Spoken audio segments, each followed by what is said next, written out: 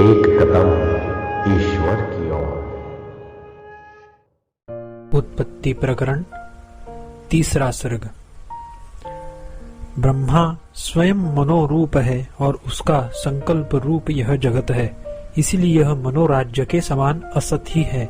श्री रामचंद्र जी ने कहा, हे ब्रह्मन, आपने जो ब्रह्मा का मन शुद्ध पृथ्वी आदि से रहित कहा वह वैसा ही प्रसिद्ध है, परंतु इस विषय में शंका यह होती है कि यदि पृथ्वी आदि से रहित मन ब्रह्मा है, यह सत्य है, तो जैसे आपके, मेरे, अन्य पुरुष के और पशु आदि के शरीर में पूर्व स्मृति कारण है, वैसे ही ब्रह्मा के शरीर में पूर्व शरीर के त्याग के समय उत्पन्न स्मृति कारण क्यों नहीं है? क्योंकि यम यम वापि स्मरण भावम इत्यादि स्मृति है। यदि ब्रह्मा के शरीर में प्राक्तन स्मृति है, तो प्राक्तन संस्कार और देह आदि का जो उसकी उत्पत्ति के आधार है, वारण नहीं किया जा सकता।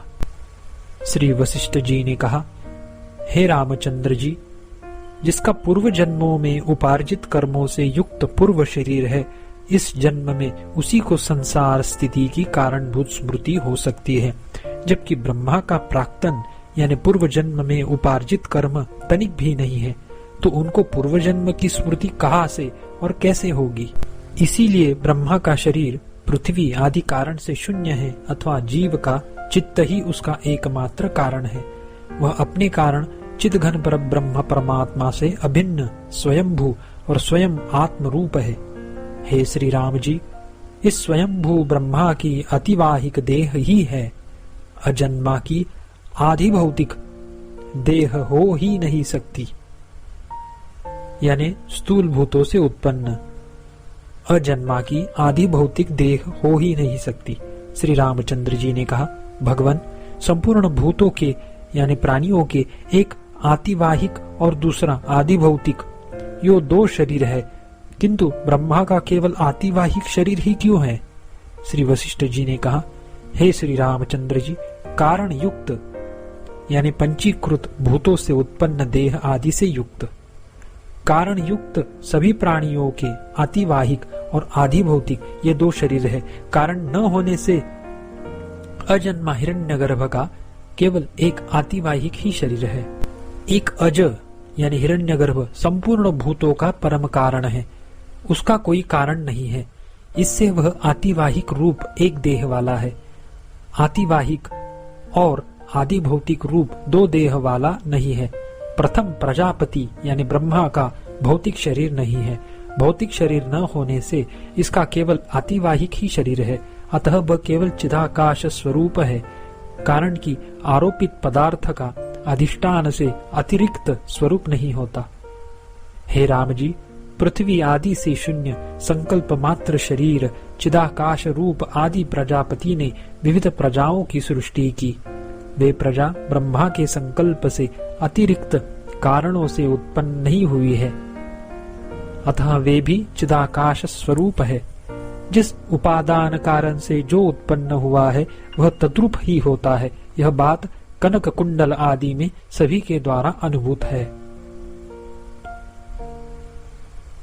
चूंकि चित्तोपाधि जीव चित्त भ्रांति से चित्त मात्र होकर भी परमार्थ रूप से निर्वाण मात्र परम बोध रूप चिदाकाश ही है, इसीलिए वह भौतिक पुरुषता को प्राप्त नहीं होता। संकल्प शरीर यह ब्रह्मा संसार में व्यवहार करने वाले संपूर्ण भूतों में पहला प्रतिस्पंद है, इसी से ही अहम भाव का उदय हुआ है। इस प्रथम प्रतिस्पंद से अभिन्न स्वरूप वाली यानी इससे उत्पन्न स्थूल प्रपंच के ऐतद्रूप होने से अभिन्न स्वरूप वाली यह वायु से स्पंद की सृष्टि की नाई फैली हुई है। यह दृश्यमान सृष्टि प्रातिभासिक आकार वाले ब्रह्मा से उत्पन्न है, अतः प्रातिभासिक रूप है, फिर भी लोगों की दृष्टि में सत्य रूप से प्रतीत होती है, अथवा परमार्थ रूप से चिन्मात्र आकार वाले ब्रह्मा से उत्पन्न चिन्मात्र आकार को धारण करती हुई भी यह सृष्टि जड़ रूप से प्रतीत होती है। असद वस्तु जो सत्य रूप से प्रतीत होती है, उसमें दृष्टांत है स्वप्न के अंदर हुए दूसरे स्वप्न में स्त्री का समागम। जैसे स्वप्न में स्त्री समागम का यदि स्वप्न देखा जाए तो उससे धातुपात होता है। वैसे ही व्यवहार और प्रयोजन की सिद्धि की दृष्टि से असत्य पदार्थ में सत्य तुल्य व्यवहार हो सकता है। अतएव स्वप्न में स्त्री समागम स्वप्न के सर्वथा असत्य होने पर उससे जैसे सत्य के समान प्रयोजन निष्पन्न होता है, वैसे ही प्रतिभास मात्र आकार वाले ब्रह्मा से उत्पन्न प्रतिभास रूपी यह सृष्टि भी सत्य के तुल्य प्रयोजन को सिद्ध करती है।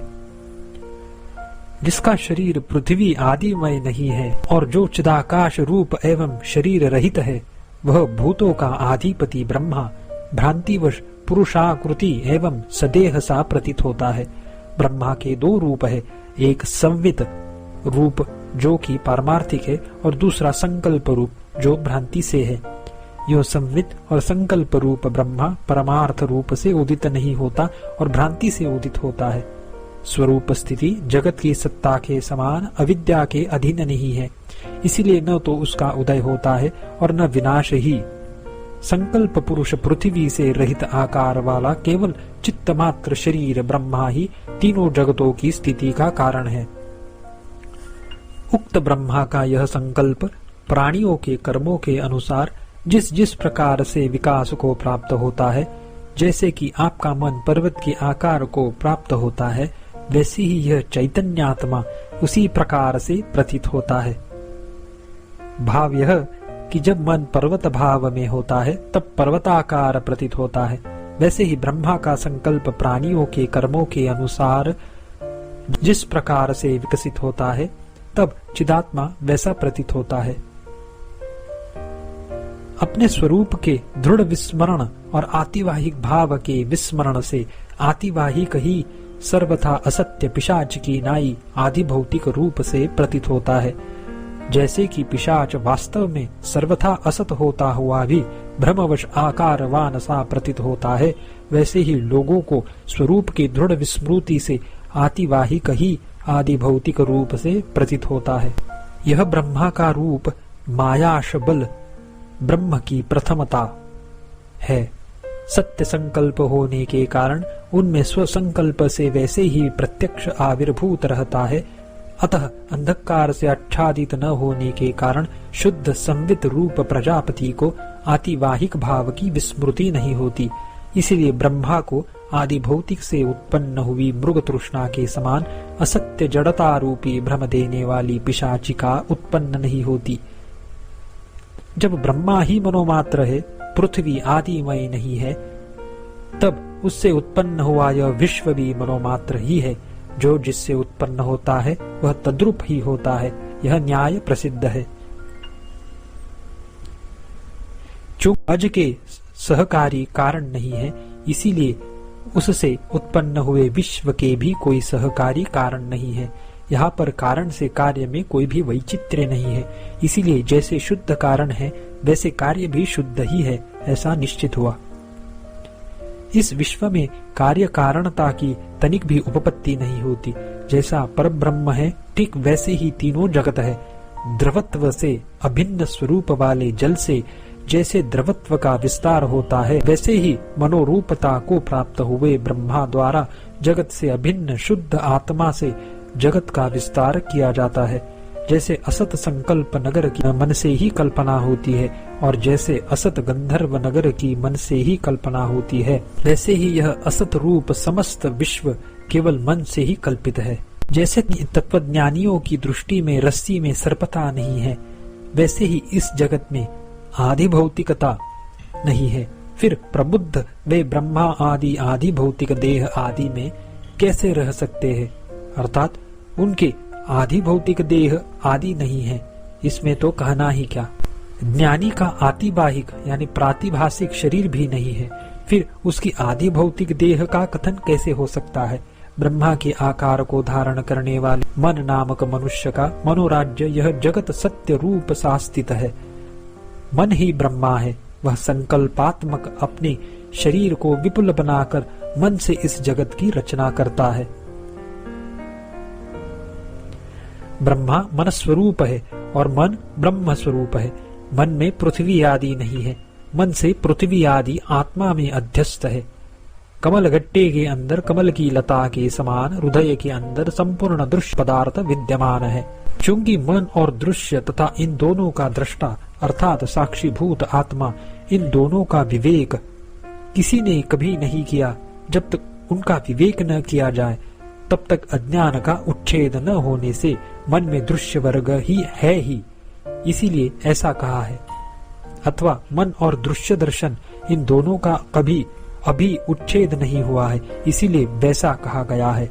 निष्कर्ष यह निकला कि मन का उच्छेद ही दृश्य दर्शन का उच्छेद है। जैसे आपके हृदय में मनोराज्य बुद्धि अपने अनुभव से ही देखी गई है, और जैसे स्वप्न तथा संकल्प आपके हृदय में अपने अनुभव से ही देखे गए हैं, वैसे ही आपके हृदय में दृश्य भू यानी दृश्य वर्ग है।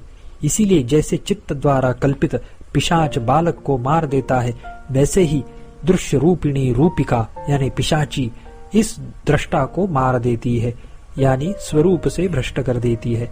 जैसे बीज के भीतर स्थित अंकुर देश और काल से अपने को प्रकाशित करता है, वैसे ही दृश्य बुद्धि भी देश और काल से अपने स्वरूप को प्रकाशित करती है। यदि दृश्य रूप दुख सत हो तो उसकी कभी शांति नहीं होगी।